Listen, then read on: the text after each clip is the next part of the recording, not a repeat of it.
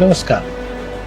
आज आपण उभे आहोत प्रभाग क्रमांक 31 कर्वेनगर मधील हिंगणे होम कॉलनी येथील समाज मंदिराच्या सभागृहाच्या बाहेर. आणि या समाज मंदिरामध्ये ज्या काही समस्या आहेत, येथील काही अडचणी आहेत, येथील या अडचणींबाबत नागरिकांनी आम्हाला सविस्तर माहिती दिली. या समाज मंदिराची उभारणी पूर्वीच्या या ठिकाणी असणारे लोकप्रतिनिधींनी केली होती, पण अनेक मूलभूत सुविधा या समाज मंदिरात नव्हत्या.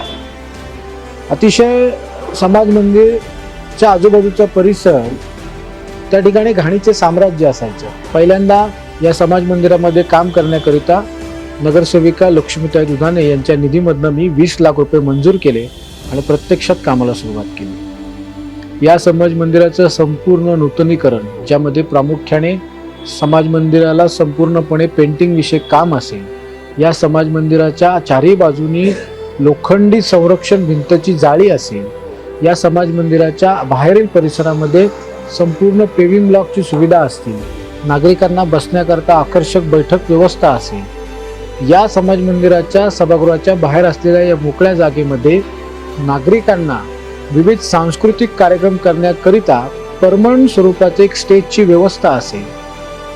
काही ठिकाणी म्हणजेच समाज मंदिराच्या मागच्या बाजूला ज्या ठिकाणी मोकळी जागा आहे पण तिथे घाणीचं साम्राज्य होतं, त्या ठिकाणी सर्व स्वच्छता करून कायमस्वरूपी पेविंग ब्लॉक बसून पिण्याच्या पाण्याची सुद्धा त्या ठिकाणी व्यवस्था केलेली आहे. आज या समाज मंदिरामध्ये या हिंगणे होम कॉलनी परिसरातील अनेक नागरिकांचे विविध कार्यक्रम होतात, ज्यात प्रामुख्याने कोणाच्या घरचं वाढदिवस कार्यक्रम असेल, कोणाच्या घरगुती मीटिंग्स असतील, येथील अनेक संस्थांच्या या ठिकाणी बैठका होतात. या समाज मंदिरामध्ये योगा क्लासेस सकाळच्या स्वरूपात होतात.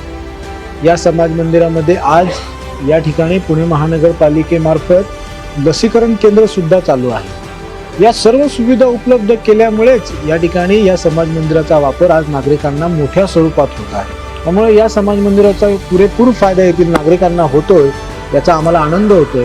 आणि या दृष्टिकोनातून भविष्यात सुद्धा या समाज मंदिरामध्ये अजून काही आम्हाला चांगलं करता येईल ते आम्ही करतच राहू.